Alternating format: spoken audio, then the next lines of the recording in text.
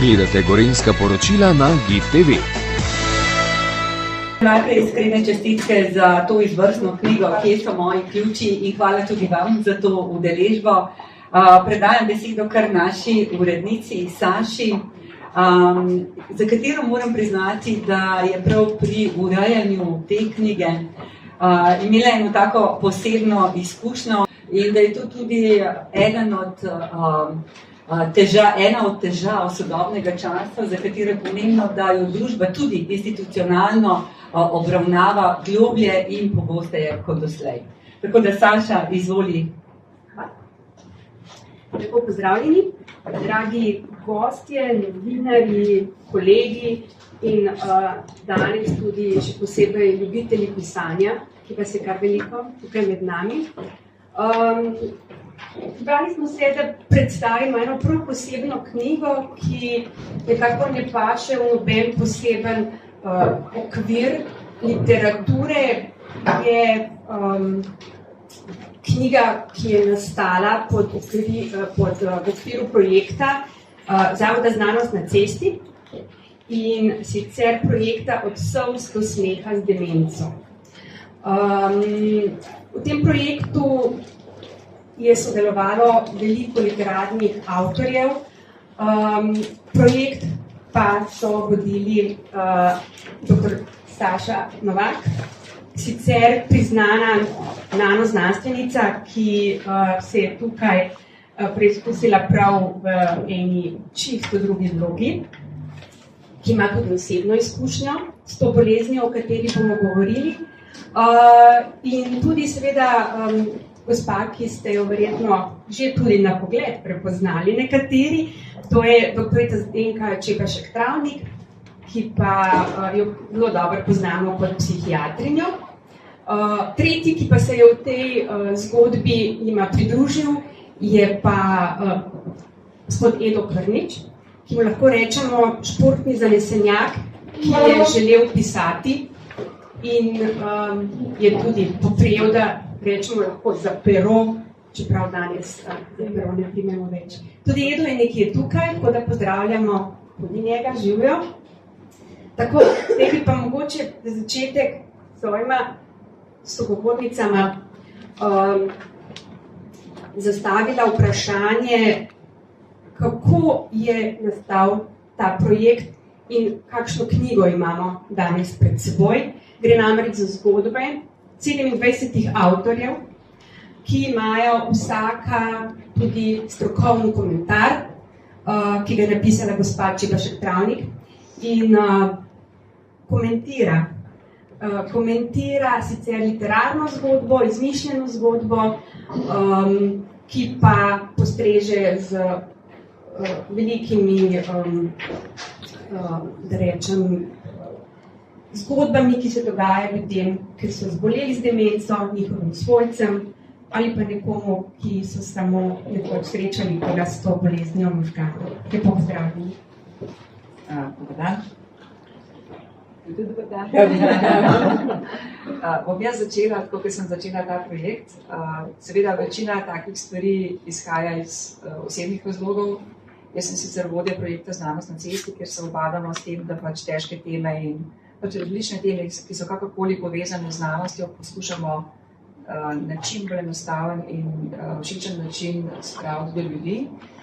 No in ko se je v našo družino vpletla demenca, sem bila seveda presenečena, tako kot verjetno vsi svojci, ki jih bi bili nepripravljene, in sem ugotovila, da pravzaprav kljub temu, da lahko veliko preberemo, veliko slišimo, to preslišimo in v bistvu nič ne vemo, ko nas to doleti. Pa še ena zadeva je, se mi zdi zelo pomembna, ki je potrebovala v tej knjigi, da je vsak bolnik z demenco drugačen.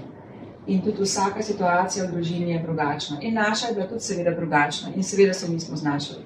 In če ne bi imela dobrih šepetavcev okrog sebe, moja glavna šepetavka, zdravnica Tatjana Cvetko, po moje še nekje tiči na cesti iz Primorske, če ne bi imela recimo takih šepetavcev, bi bilo zelo težko. Iskala sem v knjižnici kakšno knjigo, ki bi mi pomagala na tej poti.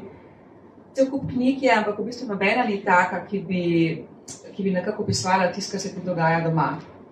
In ko smo ob koncu zgodbe z mojim očetom, ki je z demenco zbolel, v znanosti na cesti odprl natečaj od solz do smeha z demenco, je prišlo, mislim, da 35 ali 31 zgodb, od njih je bilo nekaj kar izredno lepih in poučnih.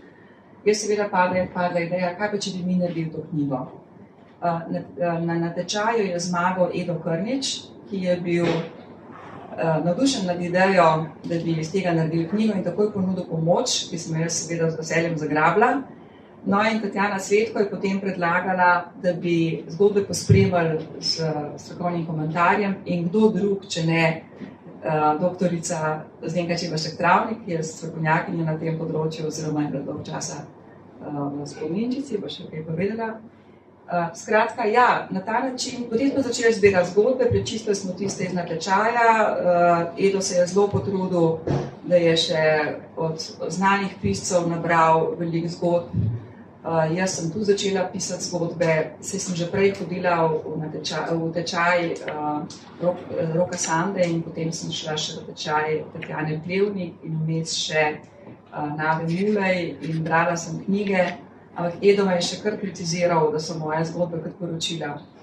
Glede na to, da sem po osnovi znanstvenica in vajena verno slediti temu, kar rezultati pokažejo, znam pač tehnično čisto redo pisati, imam kar nekaj znanstvenih člankov, ampak napisati zgodbo, tako, ki se bo človeka dotaknila, je pa druga stvar.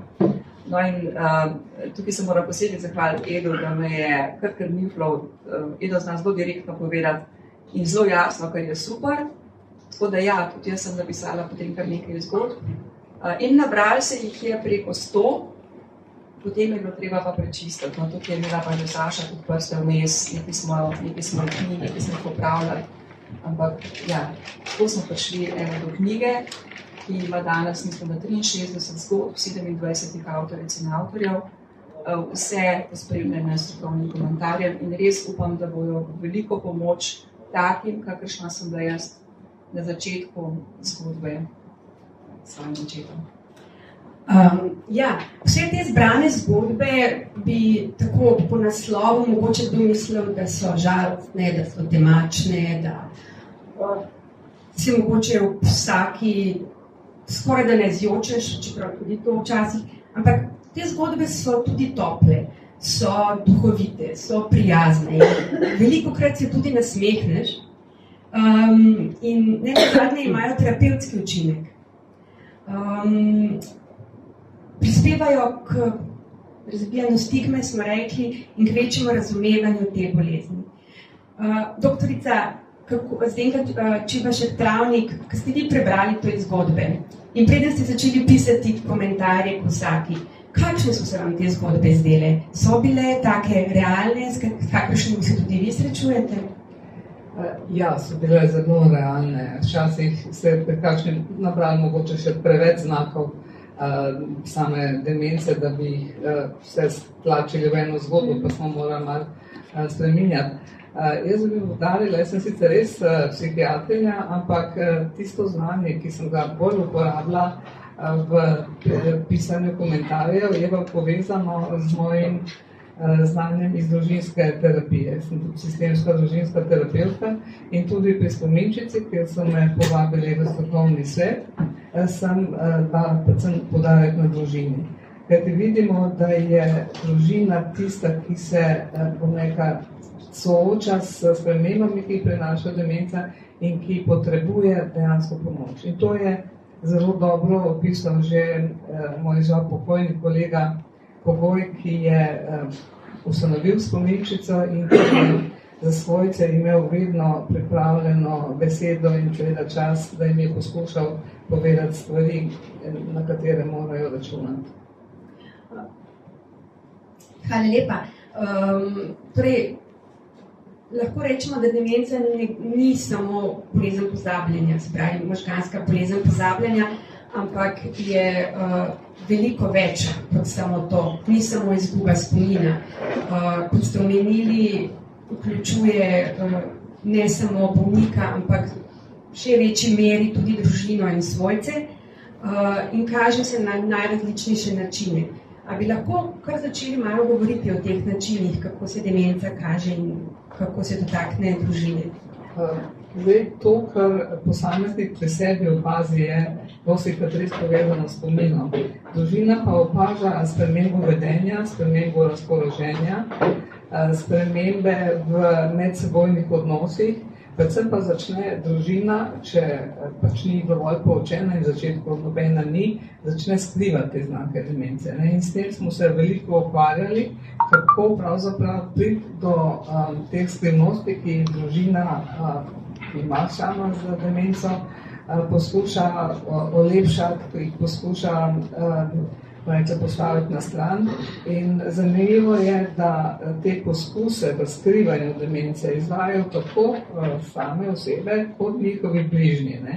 In tega se premalo zavedamo. In nažalost, ravno zaradi tega skrivanja demenca napreduje, predno lahko ukrepamo. Zdaj, kateri so znaki, pri spominčici imamo tabelo, ki piše 10 znakov, pa ne bom zdaj tega ponavljala, to gospa Štefanja Zlobec zna zelo lepo povedati, ampak seveda je treba vedeti to, da niso vsi znaki demence prisotni pri eni osebi, da je pri kakšni osebi, ki kaže znake demence, prva sprememba, skod sprememba razpoloženja, iz prijazne, umirjene osebe postane zavirčen, neprijazen, nekaj podobnega. Pojavijo se sumničenja, da je nekdo nekaj skril, da je nekdo nekaj odnesel. Skratka, življenje se temeljito spremeni, ko se v družino naseli demenca. Te znaki, težave pri odločanju, težave z orientacijo, težave, ki tudi na testih raznih preizkušamo, z računanjem in podobno, to je vse, bom rekla, tisto, kar se opazi kasneje. Prve so te osebne oziroma osebnostne spremembe, ki jih pa družina sprva zazna, ne da bi jih prepoznala. In šele potem, ko jih dejansko nekaj prebere, pa rečejo, to je to. In ravno takih zgodb je nekaj, da bi lahko bralec, ki se mogoče samo sprašuje, ali pa zanima nekaj glede demence, iz zgodb prepoznal. In s tem pridemo na področje tako imenovane narativne medicine, ki se ukvarja točno s tem, da namreč iz zgodb, ki jih povedo pacienti ali pa njihovi bližnji, povzamemo značilnosti bolezni in uporabljamo to narativno medicino tudi za študij, oziroma pri študiju medicine in drugih poklicev v zdravstvu, kajti znano je, da se snov bolj globoko zapomne, če je povezana z zgodbo, se pravi s čustvi, z našim doživljanjem situacije. In tale naša knjiga je menda en vzorčen primer take narativne medicine, kaj ne? Ja, ko smo se lotili pisanja, smo seveda pregledovali, ali kje v svetu obstaja kaj podobnega. Se pravi, zgodbe o demenci. Nekaj knjig takih seveda je in tudi obstajajo knjižna priporočila, vendar kombinacija zgodbe in strokovnega komentarja nismo našli. Tako da lahko rečem, da je ta knjiga pravzaprav z tega, kar mi vemo, prvi korak v tej smeri. In bralci bodo povedali, ali je to nekaj, kar so pogrešali, ali pa mogoče imajo kakšno drugačno mnenje. Hvala. To sem mislila na začetku, ko sem rekla, da se te knjige ne da ukviriti, da je edinstvena. Pa gremo kar k knjigi. Mi smo v bistvu, knjiga nosi naslov Kje so moji ključi? Vprašanje, ki si ga vsak od nas že zastavil, ne zgolj parkrat. Zakaj je ta knjiga dobila ta naslov? Je to vprašanje res pomembno pri tej temi? Ja, v bistvu ravno zato, ker je to vprašanje, ki si ga po moje čisto smo že ne enkrat večkrat zastavili. Ne dvigne roka tisti, ki se še nikoli tega ne vprašal. Vsak dan. Ja, stalno, ne. Če 3-krat ne veš, kje so ključi, ste še super. Če pa 20-krat na dan, pa je že problem. No in to je ravno točno to, kar je zdaj gospa Štefanja Zavec povedala. Vsi se to vprašamo, ampak včasih se vprašamo tudi, kje je zdaj meja med raztresenostjo, pa preobremenjenostjo in začetkom bolezni. Jaz sem tudi že bila v trenutku, oziroma pač v neki fazi zdravljenja, ko sem se spraševala, a je to zdaj že kaj narobe z mano. In sem zelo hvaležna profesorju Pirtošku, ki tamle sedi, sva enkrat poklepetala in sem ga vprašala, kako naj to vem. In je rekel, vi kar štejte, kolikrat na dan se vam to zgodi, pa če se vam zgodi več kot 10krat na dan, pa pridite kaj okrog. Pa nisem prišla. Sem štejte čisto pomagali, ja, ko sem videla, da se številka znižuje, je bilo spodbudno. Ja, skratka, hoteli smo s tem naslovom privabiti vse bralce, zato ker je v bistvu to leposlovna knjiga, zgodbe so prijetne za brati, tudi za poletno branje, ne se strašiti, ni to neko duhomorno branje, ampak je prijetno branje. Lahko se bere to na plaži, tudi barva, čist pašek brisači, verjetno. In potem s temi zgodbami in s temi komentarji nekje morda najdeš sebe, svoje, mogoče najdeš kakšen odgovor. Skratka, hoteli smo privabiti vse bralce po spisku, s tem, da smo si želeli, da bi potem znotraj teh zgodb našli odgovore na vprašanja, ki se nam vsem porajajo. Mogoče še vseeno povemo kaj o tem, kako se je vaše sodelovanje začelo. Sej prej se večina med vami niste poznali. Ne, tako kot sem rekla, v bistvu začel se je z natečajem Od solz do smeha z Demenco, z prvo nagrado Edo Krniču za njegovo zgodbo Vzporedna cesta, ki je tudi v knjigi, in povabilom doktorice Zdenke Čelovšek-Travnik v sodelovanju s strokovnimi komentarji. Ja, poznamo se v resnici leto pa pol. Ja. Ampak ta projekt se nadaljuje, kaj ne? Ni to samo enkraten projekt. Ne, to vsekakor ni enkraten projekt, no pa medtem mogoče še vprašam, a smo se kdaj kaj skregali po tem letu pa pol. Jaz sem zelo veliko dela, kar naprej smo bili v stiku, imamo skupino, v kateri se stalno na vsakdanji bazi pogovorimo vse mogoče, tudi kaj izven knjige, ja. Ampak ja, zelo dobro smo se nekako ujeli, čeprav smo popolnoma različni in pa s popolnoma različnih koncev. Pozabila sem pa vprašanje, ki je sledilo. Če smo se poznali. Ne, pa še eno zelo se nadaljuje. Ja, če se nadaljuje, hvala. Seveda, nov projekt. Ja, nov projekt je pa nov razpis, nov natečaj, ki smo ga lahko odprli tudi zato, ker smo se vsi avtorji in avtorice odpovedali honorarjev za knjigo, avtorskim honorarjem, in smo iz tega denarja pač razpisali nov natečaj, ki je odprt še do 22. junija o polnoči. Nabrali se je že nekaj zgodb, če imate še kakšno znc.si, pošljite Znanost na cesti projekt, pošljite in bomo videli, kaj se bo zgodilo z naslednjim setom zgodb. Torej, ampak mi govorimo še o tej zbirki, tej paleti zgodb, ob katerih se bo seveda marsikdo vprašal, čisto logično vprašanje med tem, ko bereš, ali so te zgodbe resnične? A so? Ja pa ne. Zgodbe so resnične, oziroma zgodbe, ki so v zgodbah, so resnične, vendar so literalizirane, to se pravi, napisane so zato, da smo ohranili dostojanstvo oseb, o katerih govorijo, smo se seveda umaknili iz realnosti na ta način, da smo iz oseb naredili like. Se pravi, tisti hip, ko človek z demenco postane lik, je to že malo lažje. To je oseba z drugim imenom, v drugem kraju, okoliščine so malo drugačne, ampak to, kar se pa dogaja, je pa resnično.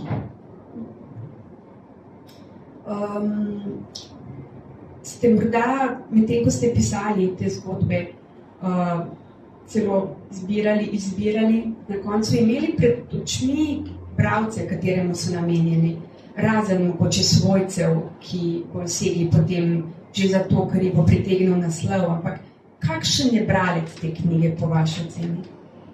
Ja, po mojem smo imeli vsak malo svojo predstavo. Moja predstava je bila gotovo ta, z mojega stališča je bila ta knjiga namenjena predvsem svojcem, ljudi, ki so na začetku. Tisti, ki so že zelo globok vzrok, ker je demenca zelo prisotna v družini, ali pa že dolg časa so verjetno že na nek način prilagojeni. Tisti na začetku so pravzaprav imajo pa največje težave, zato ker ne vejo, recimo, kako se znajti, kako se pogovarjati, recimo. To je glavni problem, kako se pogovarjati, kako se odzivati na osebo, ki postane drugačna, ki se kar naenkrat postane zadirčna, nekaj vas obtožuje, kako se na to odzvati.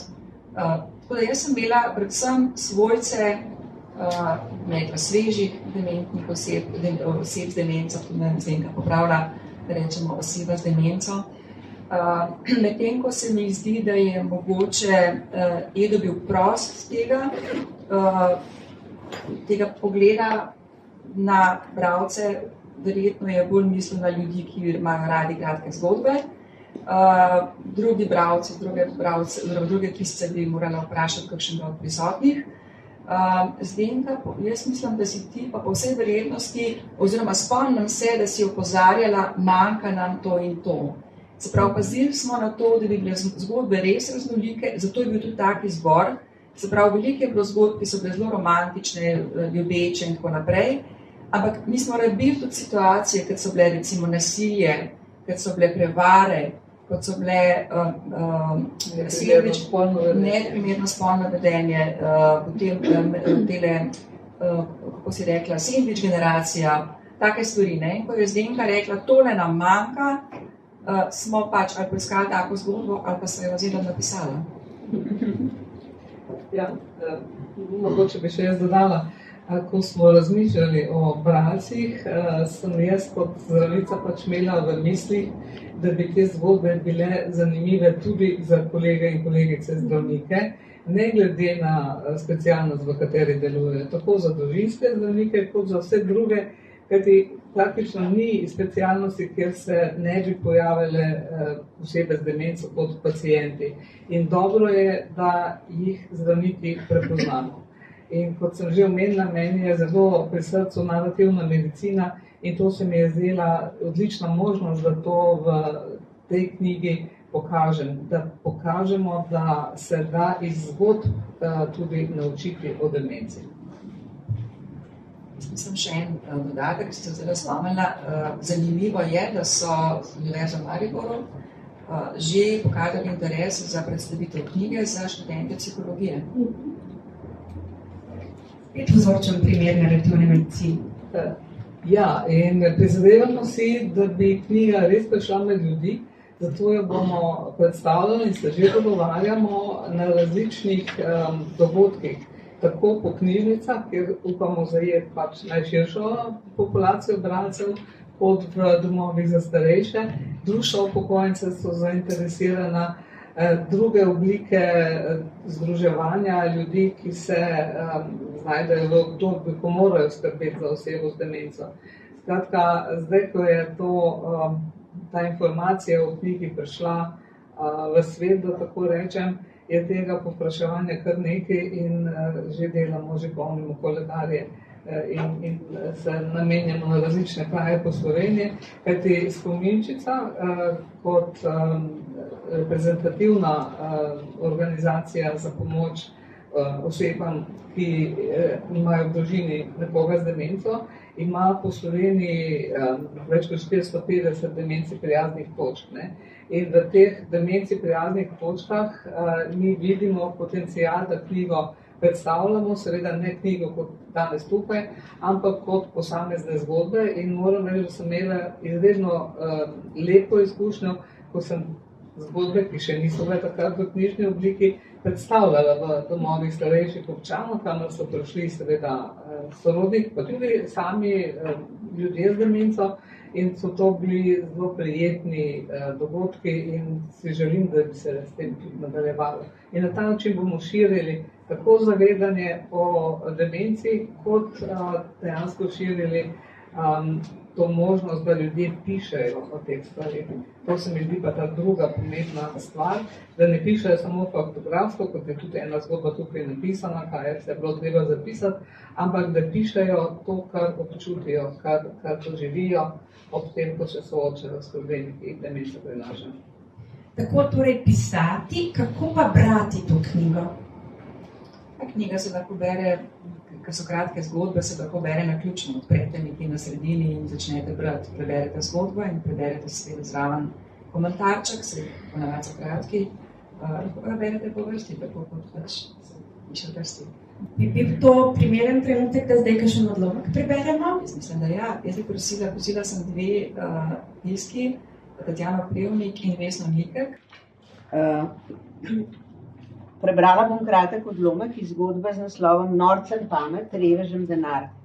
Nanaša se pa v bistvu na birokratske težave, ki jih imajo svojci ob tem, ko urejajo stvari za svojo obolelo sorodnico. No. Pokazalo se je, da je zamenjava osebne izkaznice ni enostavna reč. Na uradu za javni red so tradici razložili, da mora vloge za novo osebno izkaznico, da mati vloge za novo osebno izkaznico ne more podpisati v svoji sobici v domu za starejše. Take oblike podpisovanja nadaljavo namreč ne odobravajo, ampak se mora stranka osebno oglasiti pri njihovi uradnici, pri okencu za osebne dokumente, da bo ta z budnim očesom spremljala, kako se papir podpisuje. V redu. Travica je ubogala, saj je bila goreča zagovornica pravne države.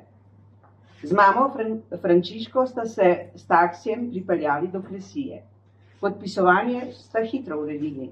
Predtem je mati sicer povzročila nekaj zmešnjave in dvignjenih obrvi, ko je od ljudi, ki so čakali v vrsti, zahtevala, da se nemudoma odstranijo iz njene postelje. Pri okencu pa je uradnici naročila, naj za popoldansko malico pripravijo skuto z malinovo polivko. Toda na koncu se je vse dobro izteklo in vloga za novo osebno izkaznico je bila lastnoročno podpisana, kakor so velevali predpisi.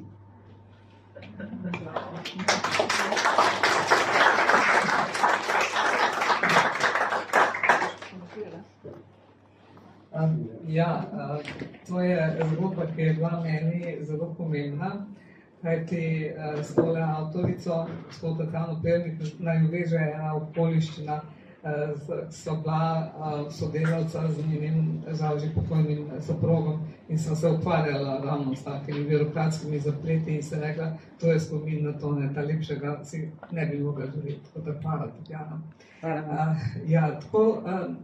Taki zapleti niso me še zdaj prizadanejo. Ko ste pravili to zgodbo naprej, boste videli res norca pametno, mislim. Krasen naslov. Ta naslov smo ohranili, kakšnega smo morali malo prirediti. Rada bi upozorila na to, da so mogoče zdaj razmere že nekoliko boljše po teh uradih, a vendarle nam ostaja tak enak priokus, kot poskušajo urejati kakšne druge stvari za svojce. Tudi banka je tudi ena taka trdnjava, ki je zelo težko osvojiti, posebno če nismo čisto sigurni, da smo na pravi poti. Preberite, ne bo vam žal. Zobov blues. Kam pa greva? Je sumničavo vprašal starec, ki mu je po daljšem trudu uspelo obuti oba čevlja. K nam na kavo, je odgovorila hči. Kam? Na kavo, k nam. Zakaj pa sem se moral preobleči, je odvrnil med stegovanjem za kapo in skoraj izgubil ravnotežje. Ustavila se bova pri zobozdravnici. A imaš kakšne težave? Ne, ti jih imaš. Jaz jih nimam.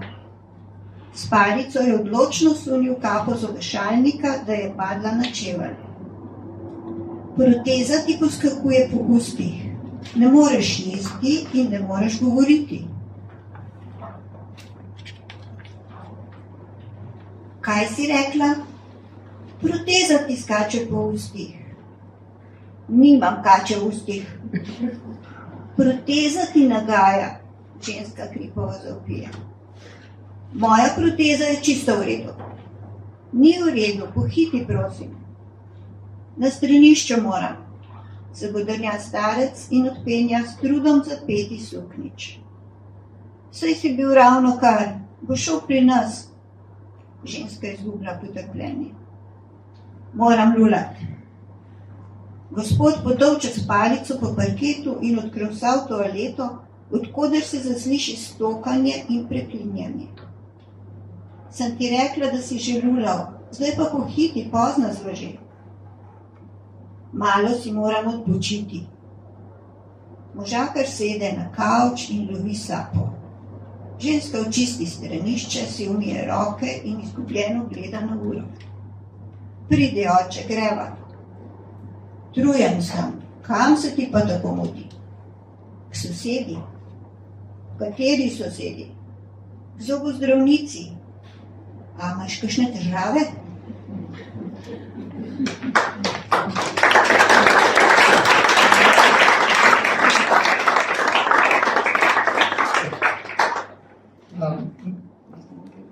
To je bila Vesna Mikek. Ja. Jaz sem pa bila že vprašana, katera je moja najljubša zgodba. In bom kar povedala. Tista, ki je dobila nagrado na prvem natečaju, Vzporedna cesta. Preberite si, zanimiva je, in potem, ko sem Edota spoznala in sem ga vprašala, kje si pa ti dobil to idejo, take Vzporedne ceste, pri nas ni. Pa je rekel, da je poslušal eno oddajo in da je tam bilo nekaj podobnega, pa je kar zgodbo naredil. No in tako smo prišli do teh zgodb in pri tem projektu sem še posebej vesela za dejstva, da sem dobila dva res dobra nova prijatelja, Sašo in Eda, ali Edo, tako pravim jaz. In tako različni ljudje se redko je priložno, da se srečajo v nekem skupnem projektu in hvaležna sem za to možnost, da smo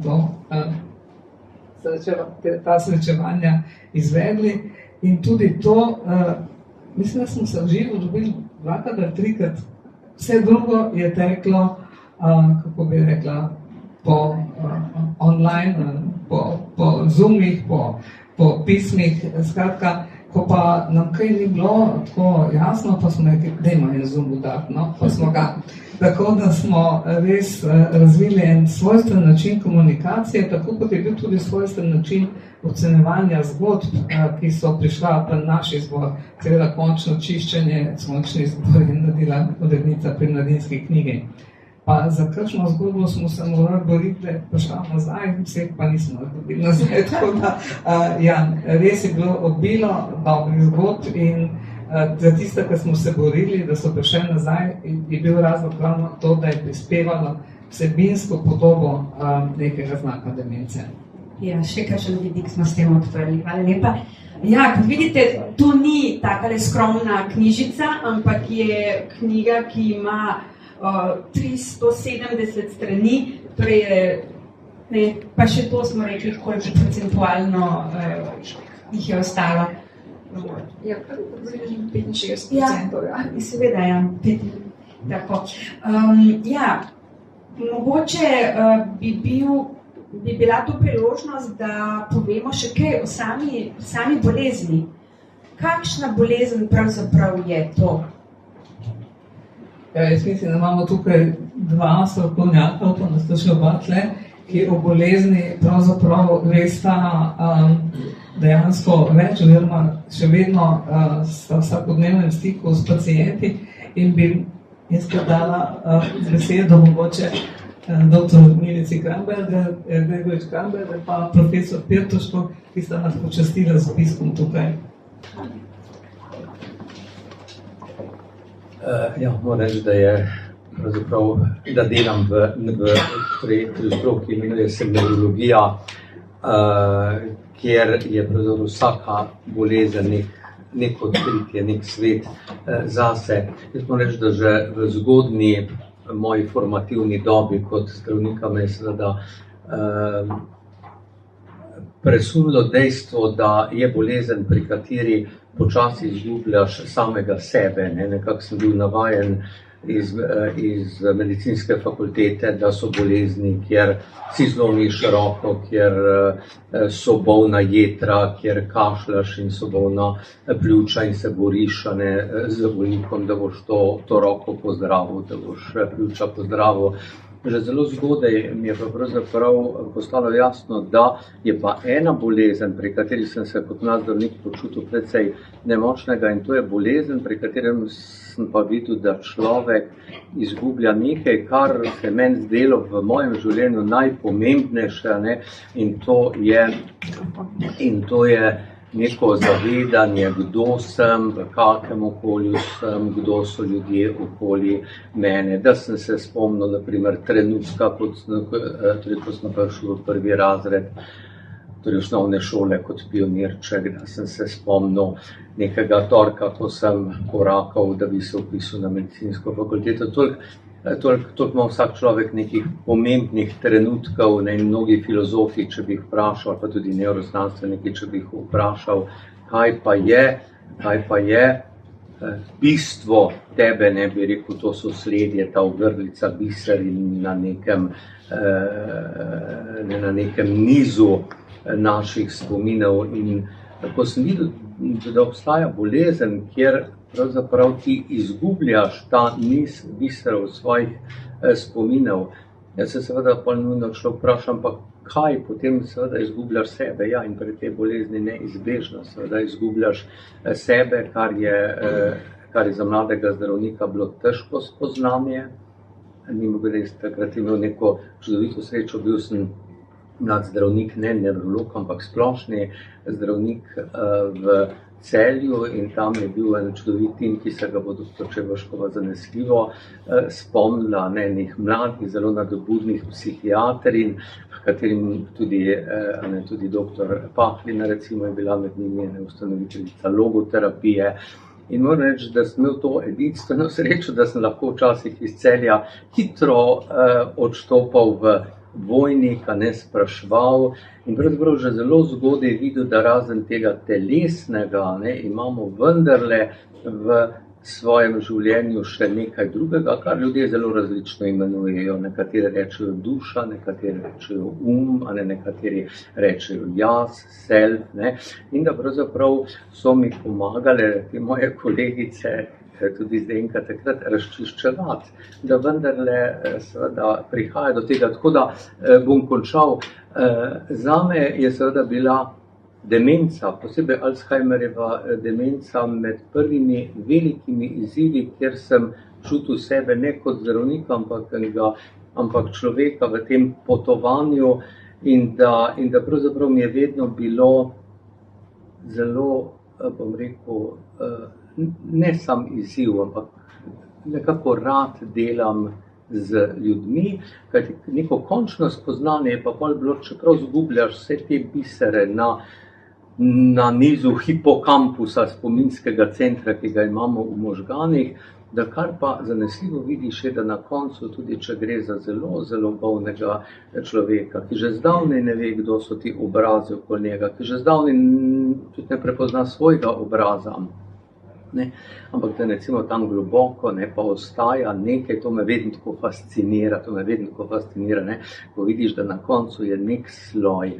ta sloj je nekaj, ne vem, kako ga bomo poimenovali, ampak če z temi bolniki delaš, ga čutiš, veš, vzpostavi stik, tudi če ne ve, kdo si, vzpostavi stik z nekim pogledom, z neko toplino v glasu, z nekim stiskom roke, tako da nikoli ni pravzaprav bitka izgubljena, čeprav se zdi. To mi je recimo kot zdravniku bilo strašno pomembno, kajti mnogi starejši, morda cinični kolegi ali pa utrujeni kolegi so mi ravno na primeru Alzheimerjeve demence dokazovali, da so bitke včasih izgubljene in da preprosto moramo se na poti ustaviti in odnehati.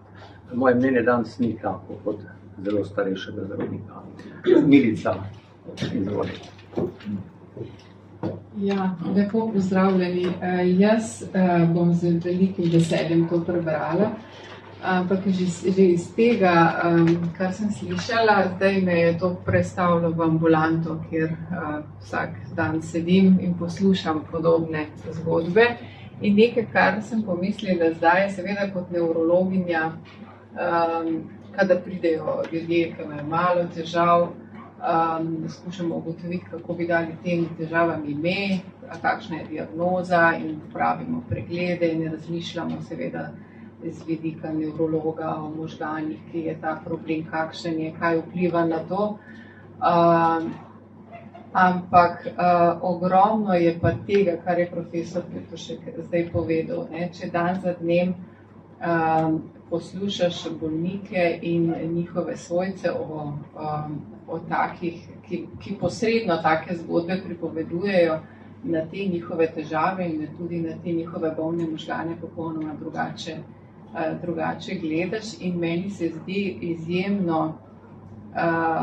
izjemno dragoceno to, da mnogi od svojcev dejansko v te zgodbe se nekako, ker seveda se na to prilagodijo in s tem v teh zgodbah od bolnikov, ki so, ne vem, oni so v nekem drugem času, v tistem času, kjer so sedaj njihovi spomini obtičali in se tako lepo priključijo tistemu dogajanju, ki je seveda bilo, ne vem, 40-50 let nazaj. In to se v ambulanti tako zelo lepo vidi. Ne?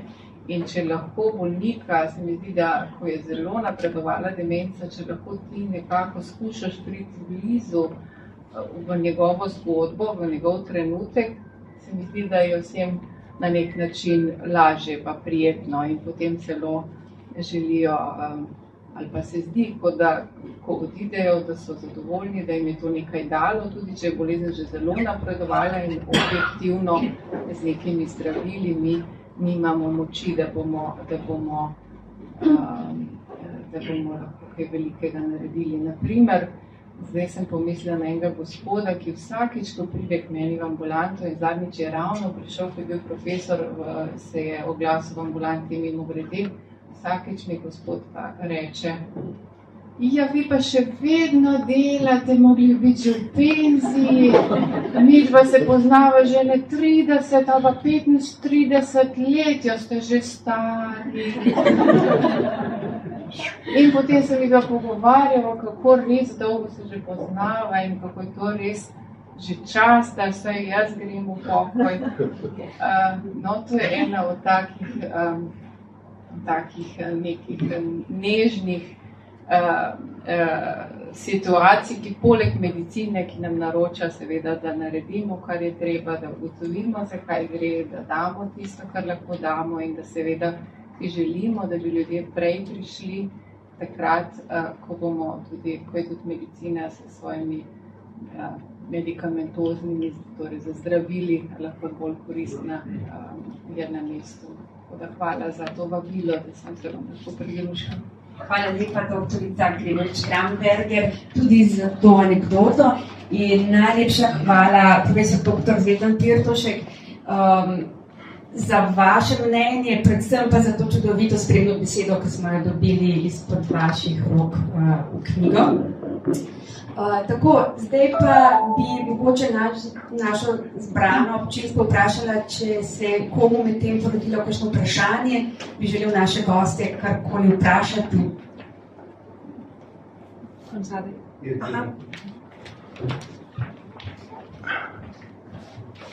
Hvala lepa. Zelo zanimivo, ampak kljub temu ostanem pri enem vprašanju. Namreč, ko sem prihajal sem prihajal v prepričanju in upanju, da so mi v konzorciju našli moje ključe. Namreč, zakaj?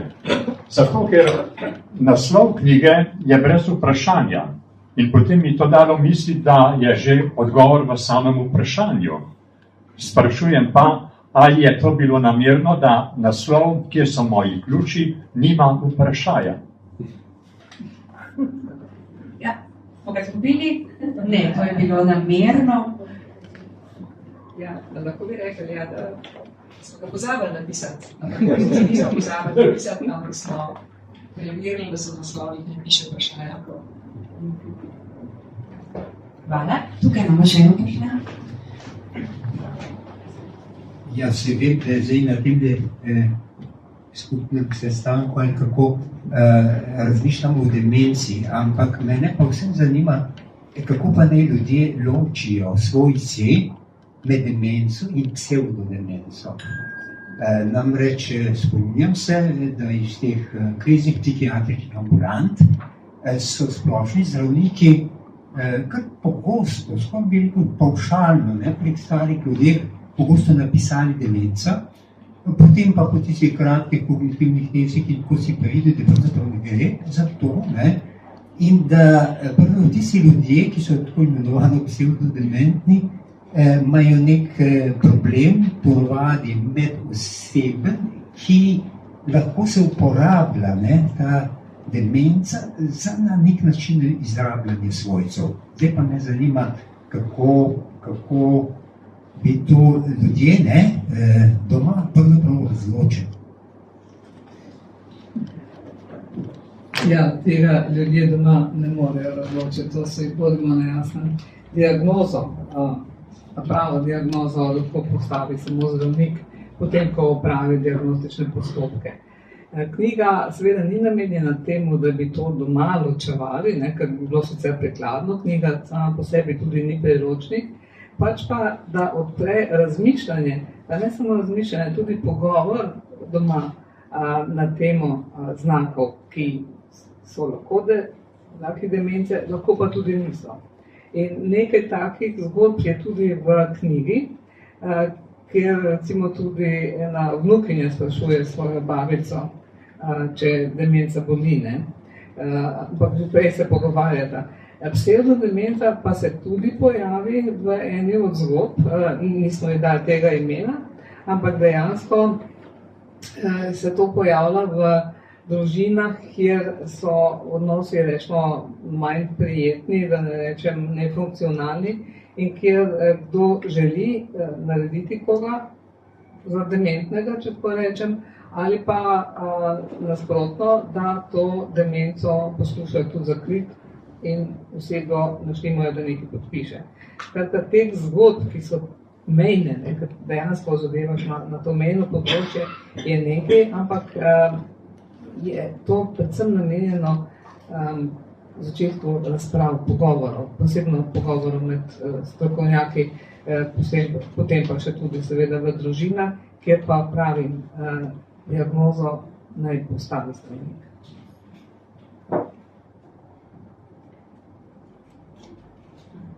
Bi še kdo kaj vprašal? Da me še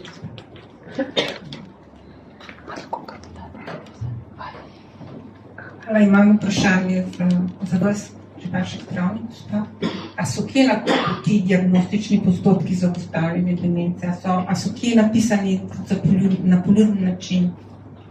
Ker se mi zdi, da vsi zdravniki tega ne poznajo ali ne uporabljajo, da strašno improvizirajo, pa me zanima, če kje tu piše na kup, verodostojno. Mi imamo danes srečo, med nami je tudi družinska zdravnica, ki se z demenco že dolga leta ukvarja in je tudi ena od avtoric zgodb, doktorica Tatjana Cvetko.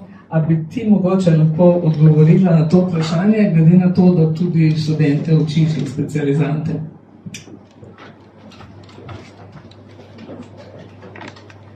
Ja, pozdravljeni. Demenca si res sortira pot v domove, ampak tudi v strokovno delo zdravnikov, bolj počasi, kot si želimo, ampak to je predvsem zato, ker ni tako preprosto poiskati demenco. Se veste, če si človek zlomi nogo, pride, zato ker je padel, si zlomil nogo, pri demenci pa so stvari malo bolj komplicirane. No, in dejansko utirjamo neke standardne postopke, ki jih imajo zdravniki, učimo študente, učimo specializante.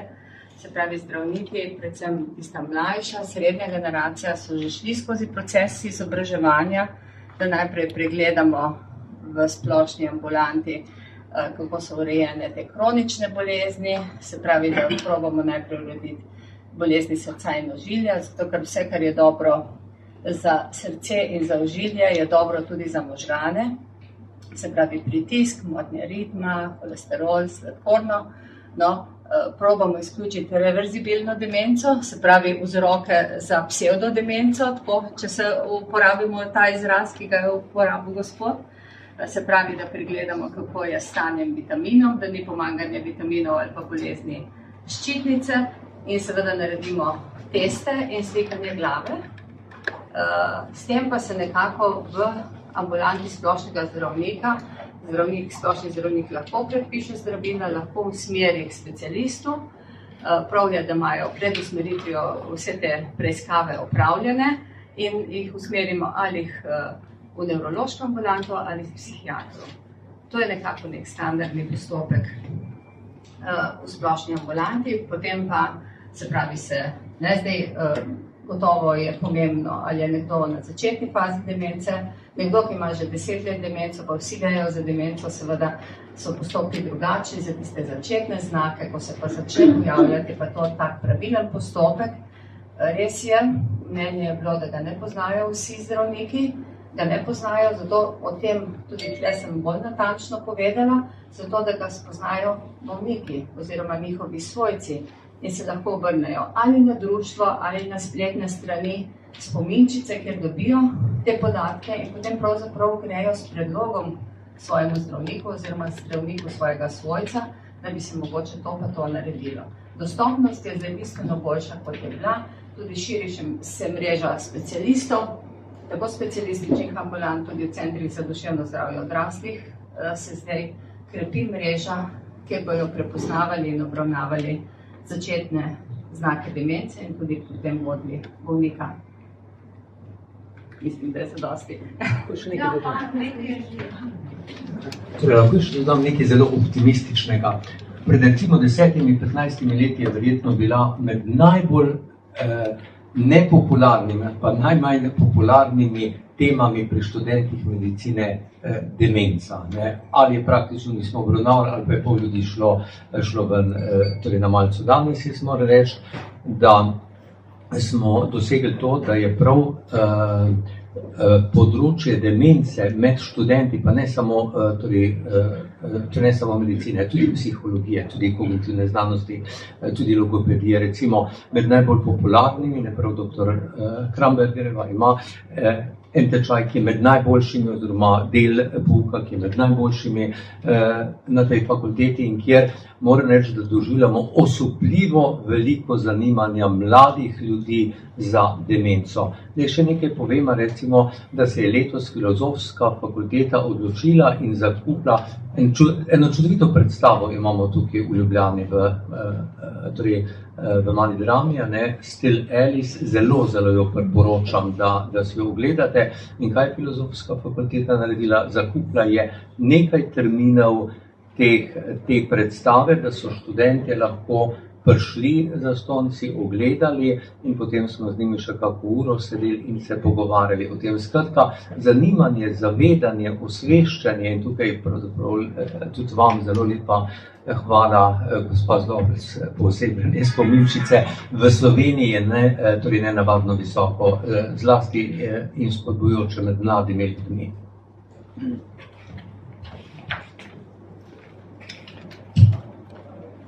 Lahko jaz dopolnim, da sem že vse povedali, ampak imela je vprašanje, koliko so te metode uspešne. Popolnoma zdraviti se ne da, ampak mogoče se to ne da.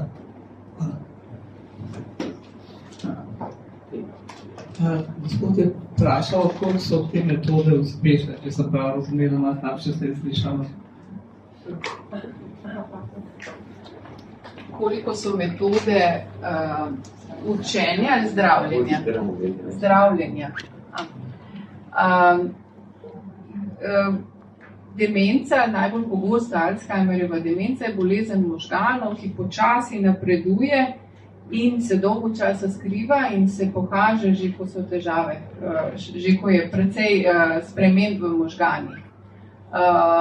In tiste spremembe so takšne, da za njih se zdaj obetajo zdravila, ki bodo lahko ki bodo lahko, če bo oseba prišla v zgodnjem obdobju bolezni do zdravnika in bo diagnoza jasno opredeljena, bodo lahko te spremembe za neko obdobje malo prestavljene, se pravi, ne bomo znali bolezni ustaviti, da bi jo, tako kot kirurg odreže nek tumor, tako verjetno te bolezni nikoli ne bo možno zdraviti, ampak obeta se, torej, da če bomo zgodaj ugotovili določeno bolezen, Alzheimerjevo bolezen, bomo lahko z zdravili vplivali na tisti proces, ki se tam dogaja in odstranili te bolezenske spremembe začasno. Tega še zdaj nimamo v Sloveniji, pričakujemo, da bo verjetno kmalu, tako kot druge v Evropi, imamo pa zdravila kot druge po svetu, za katere pa velja, da če jih predpišemo zgodaj v času bolezni, v zgodnjem obdobju bolezni, se napredovanje teh težav, ki jih bolezen povzroča, nekoliko upočasni, tako da je oseba kasneje tako zelo prizadeta, da potrebuje veliko pomoči, da potrebuje namestitev v dom. Se pravi, zaključek tega, kar želim povedati, je, da imamo zdravila, ki so smiselna, da jih damo zgodaj, ampak je pomembno, da vemo, kakšno diagnozo ima ta oseba, in kakšne ima druge bolezni pridružene. Včasih je lahko problem v pridruženih boleznih, ki bolj določajo to, kako se bo napredovanje dogajalo. Prosim, čisto konkretno, mogoče presega okvire tega združenja, ampak me zanima, kaj mislite v zvezi z zdravilom Exelon in demenca? Exelon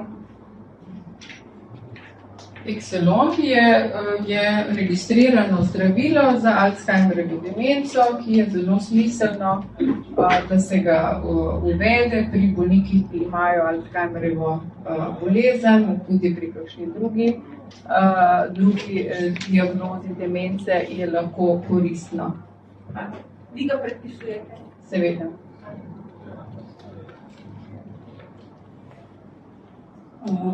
Mogoče se še zdaj, ki smo končali z vprašanji, imam pa še jaz eno vprašanje. Menda obstaja nek seznam, spisek, ki nam pomaga pri tem, da lahko sami tudi nekako zavremo nastajanje te bolezni, oziroma zanima me, kaj lahko sami naredimo, če že ne preprečiti, ampak mogoče upočasniti. Ja, to je vprašanje, s katerim se ukvarjajo veliki raziskovalni inštituti. Mednarodna zveza za Alzheimerjevo bolezen je naredila en tak seznam 14 dejavnikov tveganja, s katerimi, če vplivamo na nje, lahko bolezen vsaj zamaknemo, če ne tisto preprečimo. Vedeti moramo pa še tudi druge stvari, da so določene oblike Alzheimerjeve bolezni oziroma tudi delno pogojene, tako da je tam seveda bolj vprašanje, da zamaknemo bolezen, če nam je že namenjena. Sicer pa velja, in to bi rada poudarila, malo povezavi z mojim prejšnjim delom in poklicem, namreč alkohol je eno od dejavnikov tveganja za nastanek demence. In sem o tem že tudi predavala na srečanjih, ki so namenjena zdravnikom. Namreč meni je žal, da še tudi ta mednarodna Alzheimerjeva zveza pravi samo, da omejiti vnos alkohola, oziroma nekaj številke da pove. Mislim, da so bolj pomembna navodila, da naj osebe po 65 letu sploh izpustijo alkohol, sicer pa ga pijejo manj. To je en tak močen dejavnik tveganja, ki je v Sloveniji prisoten. Ima pa tukaj eno majhno svetlo lučko, če je mogoče demenca nastala, da ni Alzheimerjeva, da je demenca nastala zaradi prekomerne rabe alkohola, se ob abstinenciji demenca lahko izboljša. Tako da včasih sem v šali rekla pacientom, če imate srečo, bo demenca se popravila, kako. Ja, sam pit morate nekako, ne. Tako, malo za šalo, pa veliko za res. Res je to en od teh dejavnikov tveganja, dejansko pa je močen dejavnik tveganja, osamljenost. In ravno zato si prizadevamo, da bi osebe, ki ostanejo same po upokojitvi, recimo, čim bolj vabili v neka druženja, kjer se te socialni stiki izmenjujejo dosti pogosto, kajti dokazano je, to pa na velikih študijah, da ravno ta druženja pomembno vplivajo na zmanjšano verjetnost nastopa demence ali pa vsaj pomaknejo v poznejše življenjsko obdobje. In ravno to želimo doseči tudi s to knjigo, da bomo ustanavljali neke bralne skupine, kjer se bodo prebirale zgodbe, ena ali dve na eno srečanje in se bomo o tem pogovarjali. Ne glede na to, če gre za osebe z demenco, ampak samo zato, da se to zavedanje o demenci čim bolj razširi in da mogoče še malo na temo spominčice in dejavnosti, ki jih izvaja, da bomo pravočasno prepoznali ljudi z demenco, ki kam odtavajo, da jih bomo našli, da se bomo znali z njimi pogovoriti. Namreč tudi o tem pišemo v zgodbah, kajti če pozorno spremljate te naše portale, vidimo, da se vsak teden vse nekaj oseb odtava, se izgubi in tudi to je ta en vidik, ki ga ta knjiga poskuša osvetliti. Torej, pogovarjamo se o demenci, ne menimo jo za nekaj absolutno slabega, menimo jo za spet dobro slediti. Hvala lepa. Ravno kar sem hotela tudi vas povabiti, vam predati mikrofon. Z nami je, kot smo že omenili, predsednica Združenja spominčic Alzheimer Slovenija, Štefanija Lukić-Lobec. Za konec še vam predajamo besedo. Hvala lepa. Pri spominčici smo zelo, zelo veseli, da je išla taka knjiga, ker pri demenci so svojci res se znajdejo v hudih stiskah in težavah.